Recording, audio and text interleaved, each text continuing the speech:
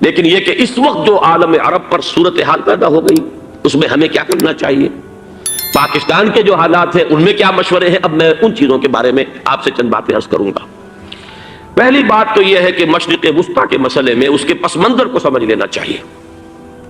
ہمارے بہت سے احباب جو ہیں وہ فوری طور پر وقتی صورتوں کو، جیسے کہ حالات و واقعات ہوتے ہیں، صرف انہی کے اعتبار سے رائے قائم کرتے ہیں، چیزوں کا پس منظر جو ہے نگاہوں کے سامنے رہنا چاہیے۔ اس صدی کا ایک مختصر سا نقشہ ذہن میں رکھیے۔ یہ 20ویں صدی کے آغاز کے وقت، جسے ہم پورا کہتے ہیں مڈل ایسٹ، بلکہ صرف مڈل ایسٹ نہیں، پورا شمالی افریقہ سلطنت عثمانیہ کا حصہ تھا، خلافت عثمانیہ۔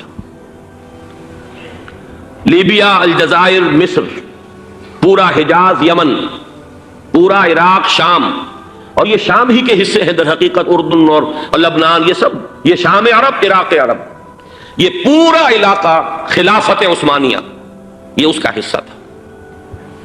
پہلی جنگ عظیم میں انگریزوں نے عربوں کو بغاوت پر آمادہ کیا، غداری پر آمادہ کیا، انہوں نے خلافت عثمانیہ کے خلاف بغاوت کی، بیج بوئے ان کے دلوں کے اندر نفرت کے، ابھارا انہیں کہ تم ترکوں کے غلام کیوں ہو، تمہیں خود حاکم ہونا چاہیے، تم کھڑے ہو جاؤ، ہم مدد کریں گے، تم بغاوت کرو، تم ان ترکوں کے خلاف ہماری مدد کرو، ہم تمہیں آزاد کر دیں گے، تم اپنے پاؤں پر خود کھڑے ہو جانا۔ یہ بہت ہی ہمارے لیے دردناک المیہ ہے اس پہلی جنگ عظیم کا۔ کرنل لارنس جیسا شخص، برطانوی استعمار، اور اس کے نتیجے میں عربوں نے بغاوت کی۔ اور اس قدر دردناک بات آپ کو بتا رہا ہوں، میں پہلی مرتبہ جب سن 62 میں حج کے لیے گیا مدینہ منورہ میں، ابھی وہ ریل کے انجن کھڑے ہوئے تھے۔ یہ ترکی کے زمانے میں، سلطنت عثمانیہ کے زمانے میں بغداد سے مدینے تک ریلوے لائن تھی۔ یہ پورا ایک عالم سلطنت عثمانیہ، صرف سلطنت نہیں، خلافت عثمانیہ، پوری ٹرینیں جو ہے ترکوں کی اڑائی گئی، ہزاروں ترکوں کو شہید کیا گیا، یہاں تک کہ صحن حرم میں شہید کیے گئے سینکڑوں ترک۔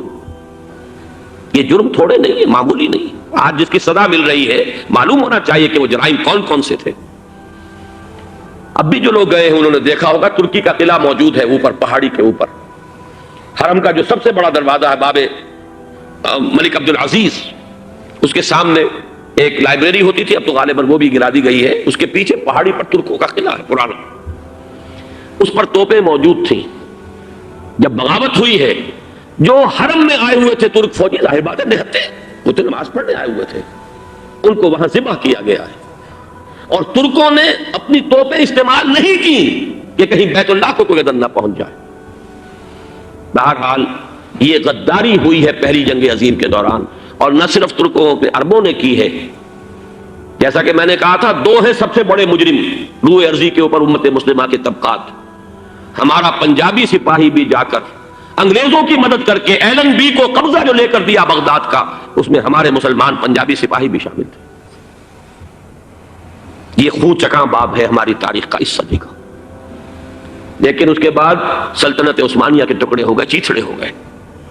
ایک انگریز نے لکھا ہے یہ جملہ، ذہن میں بجھا ہوا جملہ، کہ تاریخ میں یہ بات ثبت ہو جائے گی کہ ایک انگریز نے اس سلطنت کے ٹکڑے کر دیے کہ جو عمر فاروق نے قائم کی تھی رضی اللہ تعالیٰ عنہ۔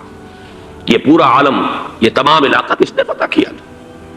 یہ بات ہاتھ بدل گئے تھے، پھر ترک آ گئے، خلافت عثمانیوں کے پاس چلی گئی، لیکن یہ سلطنت تو حضرت عمر رضی اللہ تعالیٰ عنہ کے زمانے سے چلی آ رہی تھی۔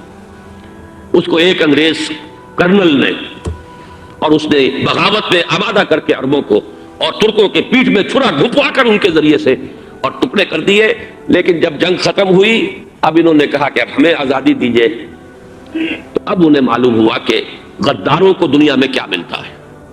ٹکڑے کر دیے گئے۔ یہ حصہ عراق یہ انگریز کے پاس رہے گا، شام کا یہ علاقہ یہ فرانسیسیوں کے پاس رہے گا، مصر پر انگریزوں کا تسلط رہے گا، لیبیا اطالویوں کے پاس رہے گا، لے دے کر یہ جو علاقہ تھا حجاز، کیونکہ وہاں کچھ تھا ہی نہیں، بوادٍ غیر ذی زرع، یہ عربوں کے پاس چھوڑ دیا گیا۔ اس وقت جو بادشاہ ہیں شاہ حسین اردن کے، ان کے دادا سب سے بڑے غدار وہی تھے، لہذا ان کو اس علاقے کی بادشاہت دے دی گئی۔ اس کے بعد نجد سے ایک تحریک اٹھی ہے، وہ سعودی جو خاندان ہے وہ نجد سے اٹھا۔ نجد میں اس وقت کچھ بھی نہیں تھا، وہ تو صرف ریت کے تودے تھے اور کچھ بھی نہیں، لہذا ادھر کسی استعماری قوت کو دیکھنے کی ضرورت ہی نہیں تھی۔ وہ تو بعد میں تیل برآمد ہوا اور اس کی حیثیت ہو گئی، اور یہ امارات کا علاقہ جو ہے اس کی دنیا میں اب گویا کہ یوں سمجھیے کہ جو سب سے زیادہ اہم علاقے ہو سکتے ہیں روئے ارضی کے نقشے پر، ان میں سے ایک وہ ہو گیا۔ لیکن یہ اس وقت کی بات میں کر رہا ہوں، کوئی حیثیت نہیں تھی، لہذا اس کو چھوڑ دیا گیا۔ یہ ہے تاریخی پس منظر، یہ لکیریں جو کھینچی گئی ہیں، یہ ایک ملت اسلامیہ کو جو قومیتوں میں تقسیم کیا گیا، پھر نعرے لگوائے گئے المصر للمصریین الشام للشامیین۔ اب شامی ایک علیحدہ قوم ہو چکے ہیں، مصری ایک علیحدہ قوم ہو چکے ہیں، عراقی ایک علیحدہ قوم ہو چکے ہیں۔ یہ ساری تقسیمیں استعمار کی پیدا کرنا ہے، اس کا کوئی تعلق اسلام کے ساتھ نہیں۔ اب ضرورت تو اس بات کی تھی کہ استعمار کے پنجے جب یہاں سے کچھ ہٹے، دوسری جنگ عظیم کے بعد ایک دور آیا، امریکہ ابھرا ہے دنیا کی عالمی سطح پر سیاست میں، اس کے ہاں کچھ آزادی کے تصورات تھے، اس نے بھی سپورٹ کیا۔ برطانیہ کمزور ہو چکا تھا، وہ اتنے بڑے علاقے کو ہولڈ نہیں کر سکتا تھا۔ ہندوستان بھی آزاد ہوا، پھر یہ کہ اور دوسرے علاقوں سے بھی اس کو پسپائی اختیار کرنی پڑی۔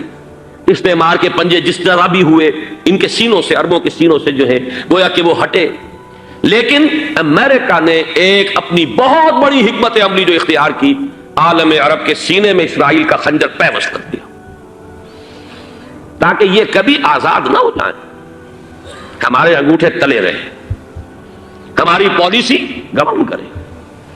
یہ استعمار کا دوسری جنگ عظیم کے بعد جہاں برطانوی استعمار، فرانسیسی استعمار رفتہ رفتہ یہ ہٹنے شروع ہوئے، صدر ناصر نے انگریزوں کو اٹھا کر پھینکا میڈیٹرینین میں اور دوسرے جگہوں سے، الجزائر نے آزادی حاصل کی فرانس سے، اطالویوں سے جو ہے لیبیا والوں نے آزادی حاصل کی، یہ ہو گیا، لیکن ایک خنجر پیوست کر دیا گیا اسرائیل کا سینہ عرب۔ اس صورتحال میں ظاہر بات ہے کہ ایک تو بڑی آئیڈیل پوزیشن تھی کہ پورا عالم اسلام متحد ہو، لیکن وہ تو بہت دور کا خواب معلوم ہوتا ہے۔ علامہ اقبال سے بڑا کوئی نقیب نہیں ہے ملت اسلامی کی وحدت کا، ایک ہو مسلم حرم کی پاسبانی کے لیے نیل کے ساحل سے لے کر تا خاک کاشغر۔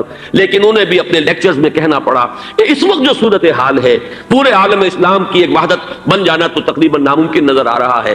اگر کسی طرح ایک common wealth of Muslim nations وجود میں آ جائے تو بھی بڑی کامیابی ہوگی، لیکن اس سے بھی پہلے یہ تو زیادہ آسان تھا کہ عالم عرب ایک وحدت کی شکل اختیار کر لے۔ یہ تو ایک قوم ہے، اکثر و بیشتر ایک نسل یا زیادہ دو نسلیں کہتی تھے، شمالی افریقہ میں بربر نسل بھی ہے، باقی تو سب عرب ہی۔ یہ پورا عالم ایک نسل، ایک زبان، پورے اتنے رقبے کے اوپر بولے جانے والی ایک زبان، یہ تو ایک ہو جائے۔ افسوس یہ ہے کہ اس کا ایک ہو جانا، ایک شخصیت ابھری تھی جو مذہبی مزاج کی شخصیت تھی، جو دینی مزاج کی حامل شخصیت تھی، اگر اس کی قیادت میں عالم عرب متحد ہو جاتا تو واقعتاً ایک بہت بڑا جو ہے مرحلہ وہ طے ہو جاتا پوری عالمی ملت اسلامیہ کی ایک وحدت اختیار کرنے کا۔ وہ شخصیت تھی شاہ فیصل شہید کی، اور اس لفظ کے ساتھ ہی آپ کے ذہن میں آ گیا ہوگا کیوں انہیں شہید کر دیا گیا، کس نے کیا کرایا، کہاں سے تعلیم حاصل کر کے آیا تھا وہ جس نے شہید کیا شاہ فیصل شہید کو، اس کی گردن پر کون سوار تھی، وہ یہودی لڑکی کے جس کے فوٹو بھی شائع ہوئے، ایک گردن پر اٹھائے کھڑا ہوا شہزادہ اپنی ایک یہودی دوست کو، لڑکی کو، اور وہی ہے کہ جس نے جا کر پستول سے شہید کیا ہے۔ جان اچھی طرح جان لیجئے، جیسے بارہا میں نے عرض کیا ہے کہ حضرت عمر کو شہید کرنے والا کہنے کو ابو لولو فیروز تھا، لیکن اس کے پیچھے پورا ایرانی نسل پرستی کا جو پورا پس منظر ہے، اسے تو ہر شخص جس کی ذرا بھی نگاہ جو ہے جو صرف منظر کو نہ دیکھ رہی ہو، پس منظر کو بھی دیکھنے والی ہو، وہ تو جان لے گی کہ ابو لولو فیروز ایک فرد کا نام نہیں تھا، وہ ایران کا انتقام تھا عالم عرب سے۔ بالکل اسی طریقے سے یہ امریکی استعمار کا ہتھ کنڈا تھا، اسے محسوس ہوا۔ شاہ فیصل مذہبی مزاج کا شخص یہ ابھر رہا ہے، اور یہ شاہ فیصل کی حکمت عملی کا ذرا آپ اندازہ کیجئے۔ لاہور میں سمٹ کانفرنس ہوئی، اس میں وہ آئے، سب سے ٹاورنگ پرسنالٹی پورے اس وقت عالم اسلام کے اندر شاہ فیصل کی تھی، اور وہ گویا کہ ایک بہت ہی جس کو کہا جائے کہ ایک بہت ایلڈرلی، ایک بزرگانہ ایک شخصیت جو ہے، اور انہوں نے اپنے دولت کے دروازے، عرب میں وہ مشہور تھے کہ نہایت خسیس اور بخیل انسان ہے، اس لیے کہ وہاں وہ خرچ کرتے تھے حساب کتاب کے ساتھ، لیکن ان کے خزانے کھلے ہوئے تھے عالم اسلام کے لیے، ادھر بھی مدد ہے، ادھر بھی مدد ہے، ادھر بھی کام ہو رہا ہے، ادھر بھی کام ہو رہا ہے۔ پھر انہوں نے تیل کا ہتھیار استعمال کر کے ایک دفعہ امریکہ کو دن میں تارے دکھا دیے تھے، لہذا ان کا ہٹایا جانا سین سے یہ امریکی استعمار کے لیے لازم تھا۔ اب لے دے کر رہ گئے کون سیکولر مزاج کے لوگ۔ پہلی اٹمپٹ جمال عبد الناصر نے کی، ناکام ہو گیا۔ قذافی صاحب نے کوشش کی کہ وہ ان کی جانشینی حاصل کر لے، ناکام ہو گیا۔ اب ایک تیسری شخصیت صدام حسین کی، ملحد ہے، اسلام سے کوئی سروکار نہیں، باس کا فلسفہ، سیکولرزم پلس عرب نیشنلزم، یہ اصول ہے۔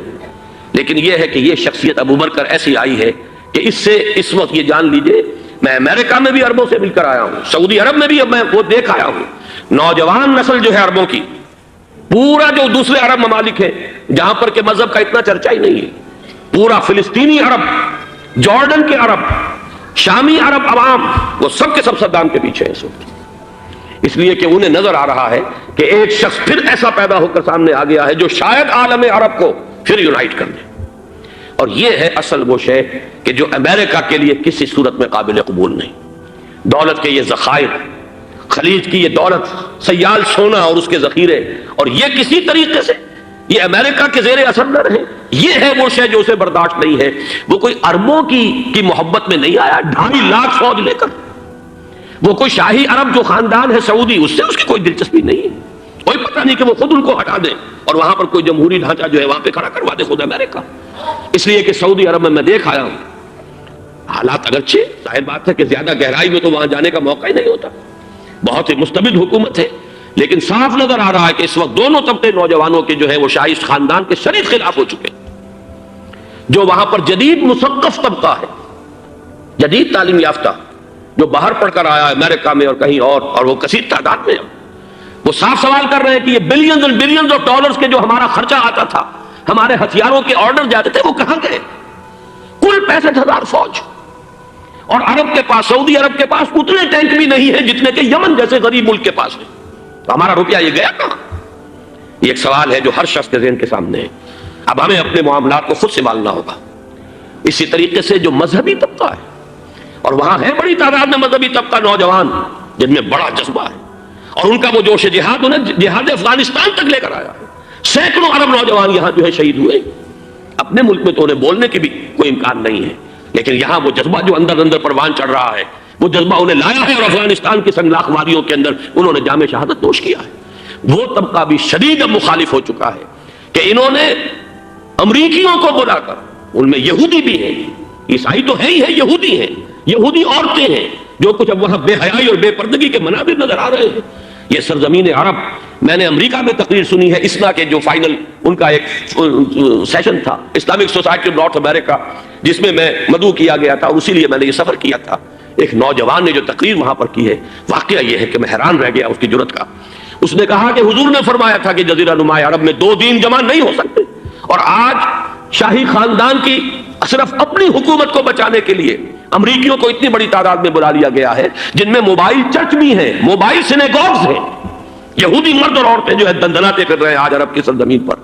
لہذا جو مذہبی طبقہ ہے وہ اس پر شدید رد عمل جو ہے اس کے اندر پایا جاتا ہے۔ یہ حالات ہیں جو میں آپ کے سامنے چاہتا تھا کہ رکھ دوں۔ یہ وہ شامت اعمال ہے۔ ایک طرف یہ کہ وہ شخصیت جو ہے صدام حسین کی، وہ کوئی پسندیدہ شخصیت نہیں، لیکن یہ کہ اس شخصیت کو تقویت دینے والے بھی تو یہی لوگ تھے۔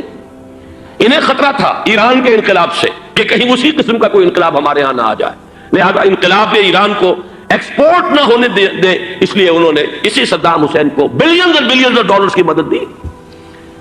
آج وہی ہے، عربی کی تو ایک کہاوت بھی ہے، سمن کلبک، یا کو لوگ اپنے کتے کو کھلا پلا کے موٹا کرو، کسی روز تمہیں کو کاٹے گا۔ آج وہ تو انہیں کاٹ رہا، لیکن یہ کہ اس کا جو علاج تجویز ہوا ہے وہ انتہائی خوفناک ہے۔ 2.5 لاکھ امریکی وہ استعمار کے پنجے جو بمشکل عالم عرب کے سینے سے جو گڑے ہوئے تھے اس استعمار نے، مشکل ہٹے تھے کہ ایک دم اب وہاں پر خبریں آ رہی ہیں، فرانسیسی بھی آ رہے ہیں، برطانوی بھی آ رہے ہیں، کہاں کہاں سے فوجیں آ رہی ہیں، اور وہاں پر 2.5 لاکھ تو صرف امریکن آرمی کا، اس میں تقریباً 1.5 لاکھ تو پہنچ چکی، اور جو بھی ہوگا وہاں پر جیسا کہ میں نے عرض کیا ہے اس قدر خوفناک سین ہے۔ میں نے بہت سے حضرات واقف ہوں گے، کئی مرتبہ میں نے حوالہ دیا ہے مولانا سید حامد میاں رحمہ اللہ کا۔ انہوں نے ایک دفعہ مجھے بتایا تھا کہ احادیث میں جو قرب قیامت کے حالات و واقعات کی پیشن گوئیاں ہیں، ان میں یہ ہے کہ وہ جو آخری جنگ ہونی ہے جو کہ دجال کے خلاف ہوگی مسلمانوں کی، اور جس میں کہ حضرت مسیح علیہ السلام کا نزول ہوگا جس کے سلسلے میں، اس سے پہلے ایک جنگ ہوگی بہت خوفناک، بہت خوفناک۔ اور عجیب الفاظ ان کے یہ تھے کہ اس میں ایک طرف مسلمان اور عیسائی اور یہودی تینوں ہوں گے۔ یہ بات سمجھ میں نہیں آتی تھی کہ مسلمان اور یہودی ایک جگہ کیسے جمع ہو سکتے ہیں۔ آج وہ نقشہ نظر آ گیا۔ آج اسرائیل، امریکہ، سعودی عرب اب یہ ایک ہے، بلکہ چلتے آئیے مصر، اسرائیل، سعودی عرب اور جو بھی ان کے حواری ہیں وہ سب ایک صف میں کھڑے، اور ان کے اوپر سیادت کس کی ہے؟ امریکہ کی۔ وہ نقشہ آ گیا ہے۔ اور اس جنگ کے سلسلے میں مولانا حامد میاں رحمہ اللہ نے مجھے بتایا تھا کہ حدیث میں الفاظ آئے ہیں، اتنے لوگ ہلاک ہوں گے، اتنے لوگ ہلاک ہوں گے، اتنے لوگ ہلاک ہوں گے کہ ایک پرندہ سینکڑوں میل تک اڑتا ہوا چلا جائے گا اور اسے سوائے لاشوں کے اور کچھ نظر نہیں آئے۔ یہ نقشہ خاکم بدہن تلا ہوا ہے، کھڑا ہوا ہے۔ جو بھی ہوگا کیمیاوی جنگ، کیمیاوی وارفیئر، کیمیکل وارفیئر، اور پھر ایٹمک وارفیئر، جس کی کھلی دھمکیاں دی جا چکی ہیں۔ کبھی کوریا کے بارے میں اندیشہ تھا کہ یہ درندے خدا کی دھرتی کو، کوریا کی غریب بستی کو ناگاساکی بنا کے چھوڑیں گے، ہیروشیما بنا کے چھوڑیں گے۔ آج وہ صورتحال جو ہے عالم عرب پر، heart of the Arab land, اس پر یہ صورتحال بالکل تلی کھڑی ہے۔ اس میں ہمیں کیا کرنا چاہیے؟ میں نے یہ چاہا کہ پورا پس منظر آپ کے سامنے ہو، صرف وقتی سا کوئی ایک نعرہ، وقتی سی کوئی ایک خبر، اس کے حوالے سے ایک جذبات کا معاملہ، پورا ایک پس منظر سامنے رکھیے۔ اب وہ آپ کو شاید میری باتیں جو ہے وہ سمجھ میں آ جائیں۔ نمبر ایک، ہمیں کسی صورت اس جنگ میں امریکہ کے گھڑے کی مچھلی نہیں بننا چاہیے۔ امریکہ اسلام کے تحفظ کے لیے نہیں آیا، امریکہ حرمین کی حفاظت کے لیے نہیں آیا، امریکہ اپنے مفادات، عالمی مفادات کے تحفظ کے لیے آیا، اور زیادہ سے زیادہ آپ کہہ سکتے ہیں کہ وہ سعودی شاہی خاندان کی حفاظت کے لیے آیا۔ اور بڑا عمدہ مضمون چھپا تھا پچھلے، بلکہ ابھی تک تو وہ تازہ ہی ہے جب تک نیا نہیں آتا، ندا میں، جس کا عنوان تھا اربوں کا چھرا اور اربوں کا گدا۔ سارے پیسے بھی انہیں سے لے رہے ہیں۔ $12 بلین کا ایک چیک لے کر گیا جیمز بیکر۔ اندازہ تو کیجیے دنیا کہاں سے کہاں پہنچ گئی۔ میں حیرت ہوں کہ دنیا کیا سے کیا ہو جائے گی۔ 2 ماہ قبل اس کا تصور نہیں ہو سکتا تھا۔ اتنی بڑی قوت امریکہ کی، تباہ کن قوت، اور جمع ہو جائے گی عرب کے اندر۔ لیکن یہ کہ وہ کاسٹ بھی اربوں ہی کی ہوگی، انہی کا چھرا، انہی کا گلا۔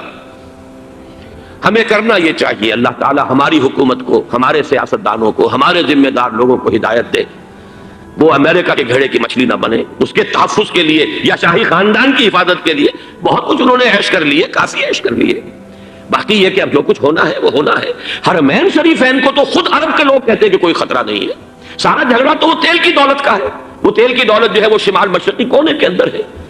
بلکہ یہ کہ جو رد عمل پیدا ہوا عالم اسلام میں اور سعودی عرب میں، خود اس کے مذہبی نوجوانوں میں امریکی فوجوں کی آمد کے خلاف اس کا جواب دیا گیا رابطہ عالم اسلامی کی طرف سے کہ یہ جو بھی جنگ کا محاذ ہے، جو فوجیں ہیں، یہ حرمین سے تو 1500 کلومیٹر دور ہے، تو حرمین کو تو کوئی خطرہ نہیں ہے۔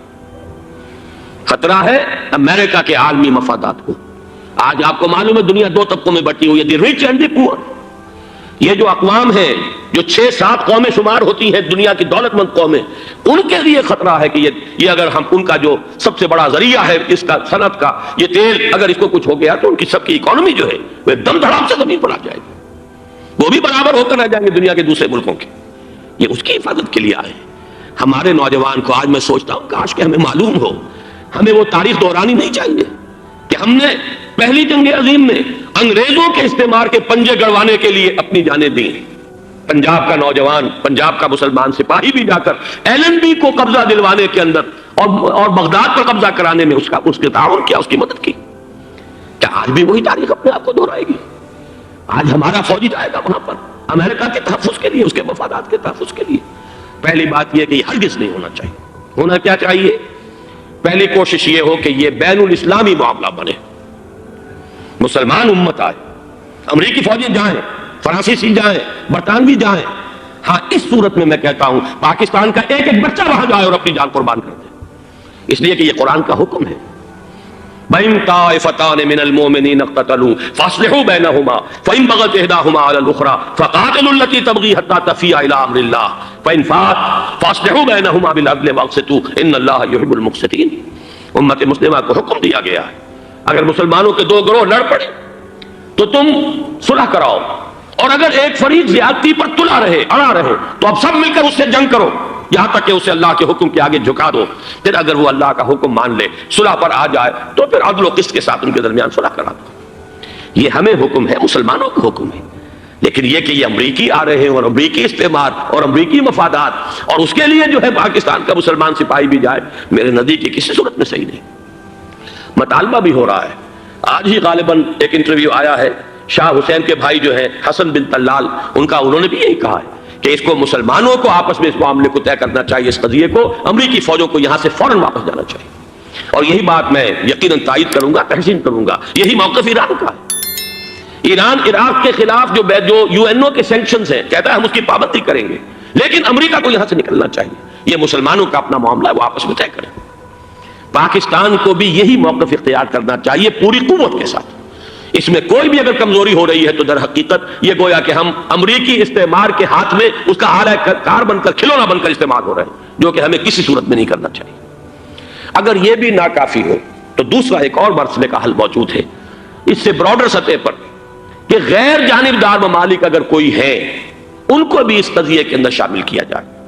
ایک تحریک تھی کسی زمانے میں، کافی بڑی تھی، لیکن یہ کہ وہ بھی اگر اس کے اندر شامل ہو جائیں۔ لیکن امریکہ، رشیا، یہ تو ظاہر بات ہے سپر پاورز ہیں، ان کے مفادات ہیں، عالمی اور گلوبل مفادات ہیں، لہذا اول تو یہ ہونا چاہیے کہ بین الاسلامی معاملہ بنا کر، اس صورت میں جیسا کہ میں نے عرض کیا، ہماری پوری فوج بھی جائے اللہ پر توکل کر کے، پاکستان کا محافظ اللہ ہوگا، اگر اللہ کے ایک حکم کے اوپر عمل کرتے ہوئے مسلمان یہاں سے جائیں اور جا کر وہاں پر جو ہے اپنی جانیں دینے کو تیار ہو جائیں۔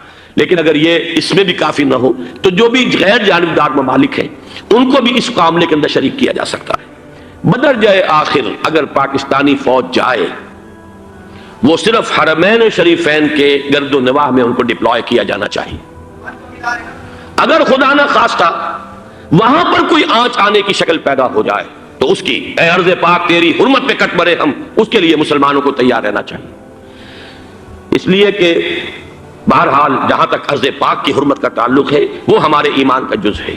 باقی برطانوی مفادات، امریکی مفادات، صنعتی ممالک کے مفادات، یا کسی شاہی خاندان کے مفادات، یہ شاہی خاندان یہ تو گرتی ہوئی دیواریں ہیں، جانا ہے آج نہیں تو کل، لیکن یہ کہ اصل معاملہ ہے امت کا، اصل معاملہ ہے امت مسلمہ کا، اصل معاملہ ہے حرمین شریفین کا، لہذا ان دونوں چیزوں کو لازماً گڑبڑ نہ کریں۔ آپ حضرات کے علم میں ہے کہ اس سے پہلے ایران کی طرف سے بار بار مطالبہ ہوا کہ حرمین کو بین الاسلامی کنٹرول میں دے دیا جائے اور سعودی عرب کا اس کے اوپر سے جو انتظامی عمل دخل ختم کر دیا جائے۔ میں نے کبھی تائید نہیں کی، اس لیے نہیں کی کہ میرا مشاہدہ ہے، میں گیا ہوں بارہا، سعودی عرب کی حکومت نے چاہے خود بھی بڑے بڑے محل بنائے ہیں لیکن حرمین کی خدمت کے اندر بھی کوئی کمی نہیں کی، اس پر انہوں نے اربوں ڈالر اس پر بھی خرچ کیا ہے، اس کے اوپر انہوں نے اس حج کے انتظامات پر پوری حکومت جو ہے وہ اپنے آپ کو لگائے رکھتی ہے۔ لہذا اس اعتبار سے کوئی کمی کی بات نہیں وہاں پر آئی کہ جس کے لیے ضرورت ہو کہ ان کا عمل دخل وہاں سے ختم کیا جائے، لیکن یہ صورتحال اب جو پیدا ہو گئی ہے یہ بالکل مختلف ہے، اسے اس کے کانٹیکسٹ کے اندر دیکھا جانا چاہیے، اور اسی کے حوالے سے میں نے چند رائے آپ کے سامنے رکھی۔ اب آئیے پاکستان کی طرف، جو ہمارا اصل مسئلہ ہے، اس کے تو ہم سب سے بڑے ذمہ دار ہیں، اس کی بھلائی ہے تو، برائی ہے تو، اس میں خیر آتا ہے تو وہ بھی ہماری کوشش اس کے لیے ضروری ہے، اور کوئی شر پیدا ہوتا ہے تو اس کی ذمہ داری بھی ہم پر آئے گی۔ اس کے ضمن میں چند باتیں عرض کر رہا ہوں۔ شدید ترین خطرہ ہے، جیسا کہ میں عرض کر چکا ہوں، کہ بھارت حملہ کرے گا۔ مجھے تو تقریباً یہ رائٹنگ آن دی وال کے مانند ایک فیصلہ نظر آ رہا ہے، بلکہ آج میں کسی سے کہہ رہا تھا کہ اگر اب نہیں تو پھر کبھی بھارت حملہ نہیں کر سکتا۔ اس کے لیے سچویشن بالکل رائٹ ہے۔ 2 مرتبہ ایکسرسائز کر چکا ہے وہ، خاص ٹارگٹ بنا کر حیدرآباد کو، اور اس کے پیش نظر ہے سندھ میں جو بھی خلفشار ہے اسے اس کے علم میں ہے، جو بھی تصادم ہے۔ اب بھی اگرچہ اس وقت کی جو ہماری اندرونی سیاست ہے یہ اس کا کرشمہ سامنے آیا ہے کہ جی ایم سید صاحب کو ایگزونریٹ کیا جا رہا ہے، ان کو محب وطن کا خطاب دوبارہ دیا جا رہا ہے۔ وہ شخص کہ جس نے اسلام کے خلاف انتہائی زہریلی باتیں کی ہیں، وہ شخص جس کی کتاب اب پاکستان ٹوٹ جانا چاہیے، وہ لاکھوں کی تعداد میں ہندوستان سے چھپ کر آئی ہے، یہاں تقسیم ہوئی ہے، آج اسے سند دی جا رہی ہے۔ یہ ہے ہماری اندرونی سیاست کے کرشمے، میں اس پر تفصیل سے نہیں جانا چاہتا، لیکن اس شخص کی دیکھیے، وہ جو علامہ اقبال کا شعر ہے کہ بت کرے میں برہمن کی پختہ زناری بھی دیکھ، دیکھ کعبے میں شکست رشتہ تسبیح شیخ اور بت قدے میں برہمن کی پختہ زناری بھی دیکھ کہ نظر یہ آ رہا ہے کہ اس نے رہا ہوتے پہلا بیان یہ دیا ہے کہ ہماری پہلی ترجیح یہ ہے کہ پاکستان ٹوٹ جائے اور ہندوستان کے ساتھ ہم ایک انڈیپینڈنٹ اسٹیٹ کی حیثیت سے کنفیڈریشن قائم کریں، سندھو دیش confederation with India independent of Pakistan. پھر دوسری ترجیح بھی ہے، تیسری آخری ترجیح یہ ہے کہ پاکستان کو 5 ریاستوں میں تقسیم کر دیا جائے اور ایک لوز کانفیڈریشن ہو، بس اس کے سوا کچھ نہیں۔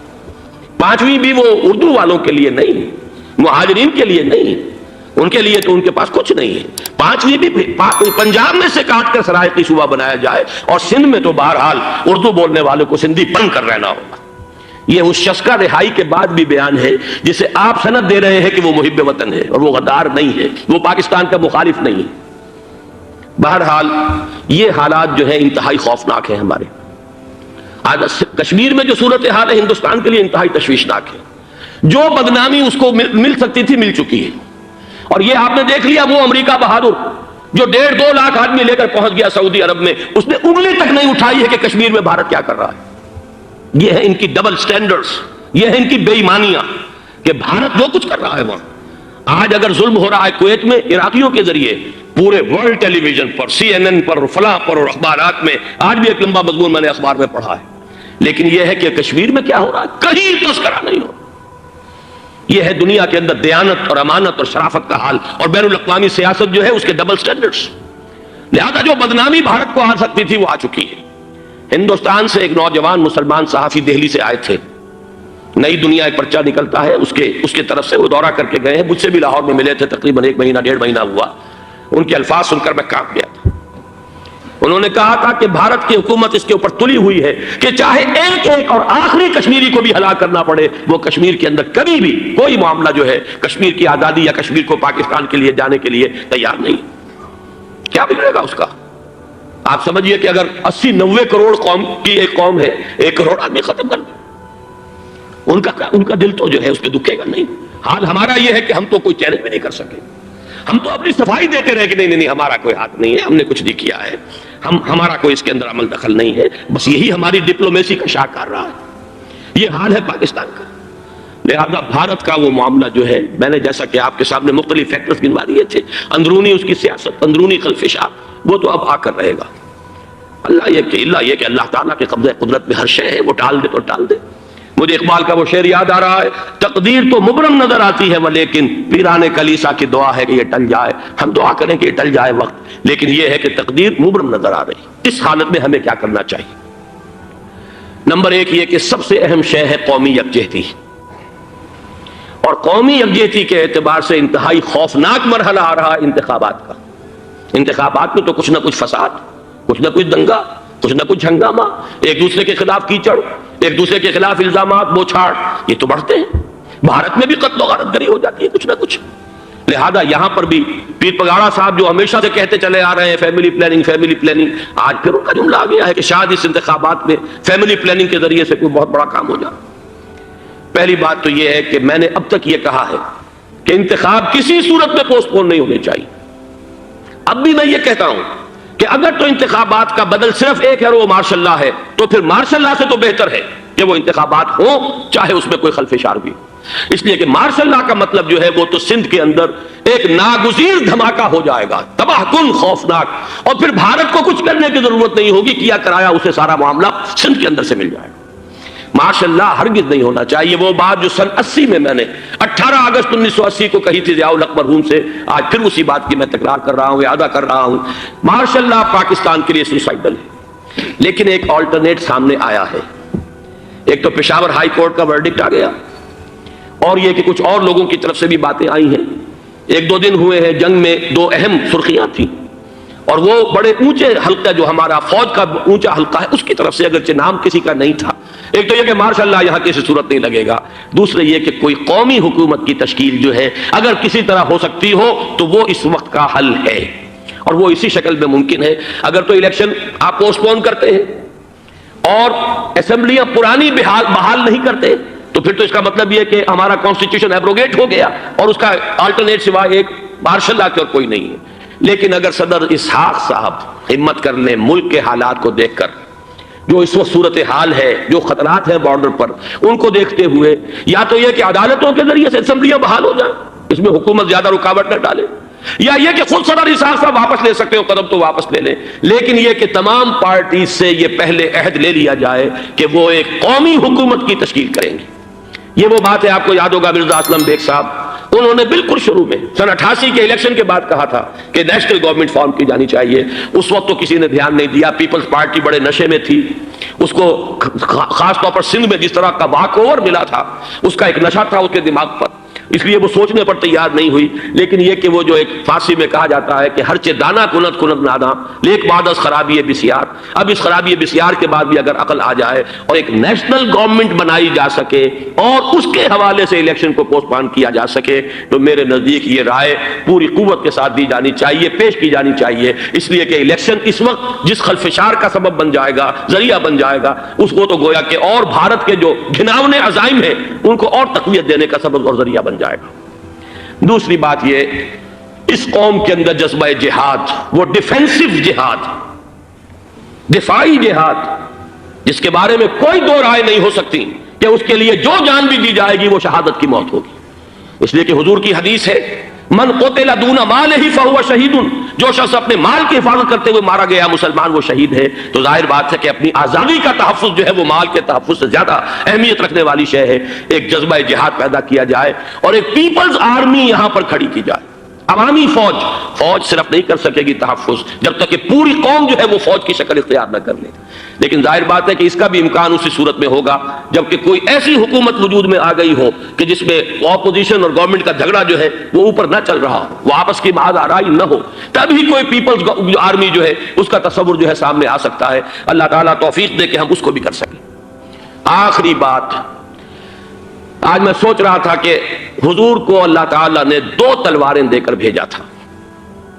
ایک تلوار قرآن، جاہدہم بہی جہادا کبیرا، اے محمد یہ ہے آپ کی تلوار، اس کے ذریعے جہاد کیجئے، قلاقمہ کیجئے جاہلیت قدیمہ کا بھی، قلاقمہ کیجئے جاہلیت جدیدہ کا بھی، اور یہ بے یقینی کو رفع کیجئے، ایمان پیدا کیجئے۔ یہ ہے کہ جو آج ہمارے پاس وہ جہاد بالقرآن کے حوالے سے ہے۔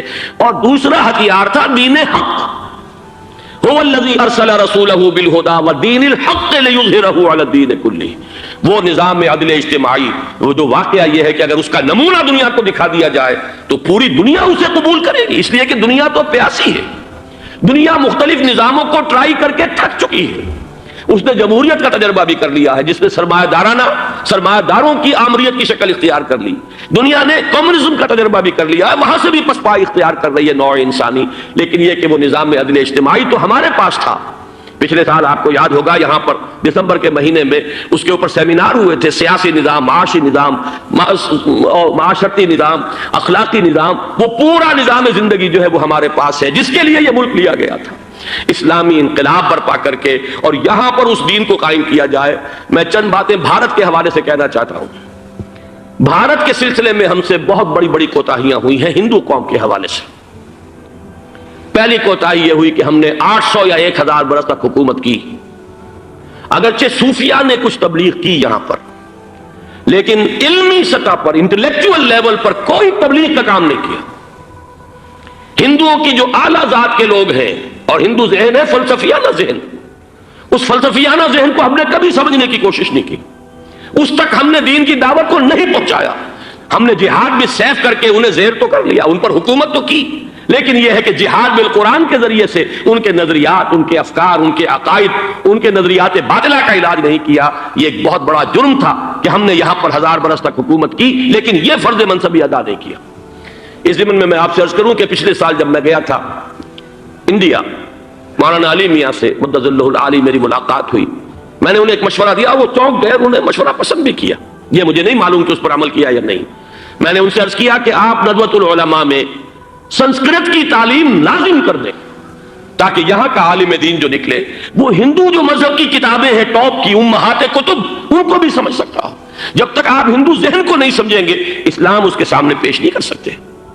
لہذا ایک کام تو ہمیں یہ کرنا ہے، اور میں نے شاید آپ میں سے جو حضرات بھی میثاق پڑھتے ہیں ان کے تو علم میں یہ بات ہوگی کہ میں نے شاہ ولی اللہ دہلوی رحمۃ اللہ علیہ کا ایک قول جو ہے نقل کیا ہے، ہندوستان ہی کے ایک رسالے میں وہ ان کا قول جو ہے اس کو کوٹ کیا گیا تھا، وہاں سے میں نے نقل کیا کہ انہوں نے فرمایا کہ ایک وقت آئے گا کہ ہندو قوم کے اعلیٰ ذات کی اکثریت اسلام قبول کر لے گی. اللہ کرے کہ وہ کام ہو، وہ بھی ہوگا تو جہاد بالقرآن کے ذریعے سے ہوگا. دوسری دو کوتاہیاں کیا ہوئی؟ دیکھیے میں اس کی مثال دے رہا ہوں. ہم نے اب تک اسلام کے لیے جو نعرہ بازی کی ہے اس کا نتیجہ یہ نکلا، ہندو کو ہم نے بیدار کر دیا، چوکنا کر دیا، منظم کر دیا، اپنے خلاف کھڑا کر دیا، اور ہم نے کچھ کیا نہیں. اس کی ایک سادہ مثال دے رہا ہوں. چپ راس چپ، چپ راس چپ، خاکسار تحریک، دہل گیا تھا پورا ہندوستان. واقعہ یہ کہ دہل گیا تھا. وہ تحریک تو اس کے بعد ختم ہوئی، اب آثار قدیمہ میں کہیں رکھی ہوئی ہے. لیکن ہندو نے اس وقت سے RSS شروع کی، ہندو کو جگہ دیا. RSS جوابی تحریک تھی خاکسار تحریک کے مقابلے میں، اور وہ 60 برس ہو گئے مسلسل کام کر رہے ہیں. وہ تحریک موجود ہے اور اب وہ بہت بڑی فارمیڈیبل فورس بن چکی ہے ہندوستان کے اندر. اسی طرح دوسری بات عرض کر رہا ہوں، ہمارے ہاں اسلام کا نعرہ، اسلامی نظام، اسلامائزیشن، حکومت، قانون، یہ پہلے تو لگا کرتا تھا اپوزیشن کے پلیٹ فارم سے. 11 برس جو تھے ہمارے مرحوم ضیاء الحق صاحب کے، وہ ایوان حکومت سے یہ نعرہ لگا. نتیجہ یہ نکلا ہندوستان میں رام راشٹر کی تحریک کھڑی ہو گئی جوابی رد عمل کے طور پر. ہم نے تو کچھ کیا بھی نہیں سوائے کچھ کاسمیٹک تبدیلیاں، کچھ اوپر کی تبدیلیاں، کچھ رنگ و روغن، کچھ عید میلاد النبی زیادہ شوق سے اور زیادہ شان سے بنانی شروع کر دی، کچھ اور ہم نے اس طرح کے جو ہے وہ تقریبات کا آغاز کر لیا. باقی وہ اسلام کا نظام، وہ نظام تو ہم نے قائم نہیں کیا. میں نے جو حضرات واقف ہیں مجھ سے، انہیں یاد ہوگا یہ کہ میں سن 80 میں پہلی مرتبہ بھارت گیا تھا پاکستان بننے کے بعد. سن 47 نومبر میں نے کراس کیا تھا from east Punjab to west Punjab. Pakistan آیا خون اور خاک آگ کے دریا عبور کر کے. 33 برس کے بعد میں گیا تھا واپس ہندوستان پہلی مرتبہ سن 80 میں. واپس آ کے جو میں نے تقریر کی تھی اس کے چند چیزیں یاد ہوں گی بہت سے حضرات کو.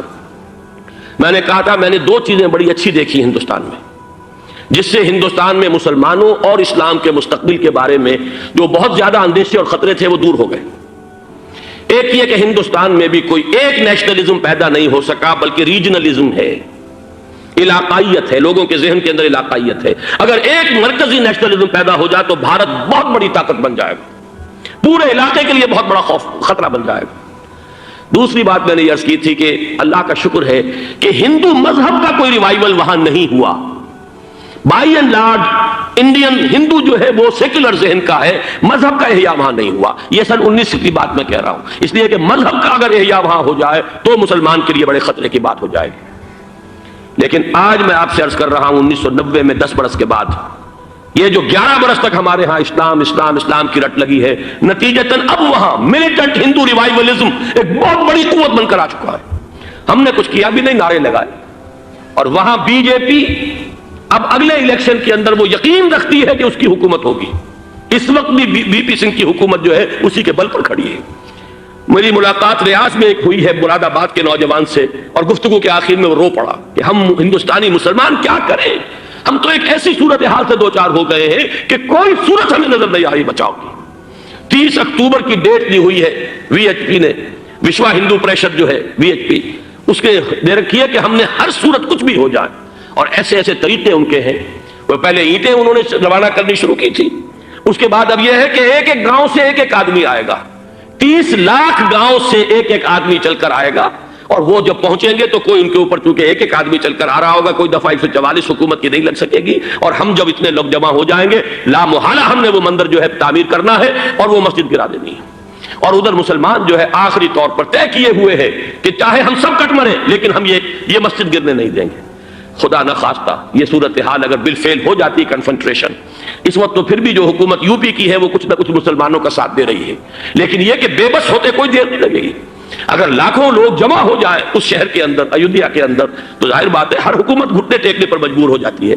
50,000 اہل تشیع نے ضیاء الحق صاحب کے گھٹنے ٹکوا دیے تھے، داغ رگڑوا دی تھی، اور وہ جو آرڈیننس تھا زکوٰۃ آرڈیننس اس میں ترمیم کروا دی تھی. کیا ہوگا؟ نہایت خوفناک صورتحال ہے. لیکن اگر ہم یہاں اسلام صرف نام نہ ہو عملاً قائم کر کے دکھا دیں، مجھے یقین ہے کہ خود ہندو اسے قبول کرے گا. یہ تو نعمت ہے، یہ راحت ہے، یہ نظام عدل ہے، یہ تو بہترین حل ہے ہمارے تمام مسائل کا. لیکن یہ کہ اگر ہم نے وہ کام نہ کیا، وہ اسلامی انقلاب کی طرف پیش قدمی نہ کی، وجاہدہم بہ جہادا کبیرہ کے ذریعے سے ایمان، اور ایمان کے ساتھ اس کا لازمی نتیجہ وہ ایک جد و جہد، انقلابی جد و جہد، اور اس کے نتیجے میں پاکستان میں اسلامی انقلاب لا کر اسلام کے نظام عدل اجتماعی کو قائم کرنا، یہ ہے دوسرا کرنے کا اصل کام، اور یہ ہے در حقیقت کہ جو ہمارے تمام مسائل کا حل ہے۔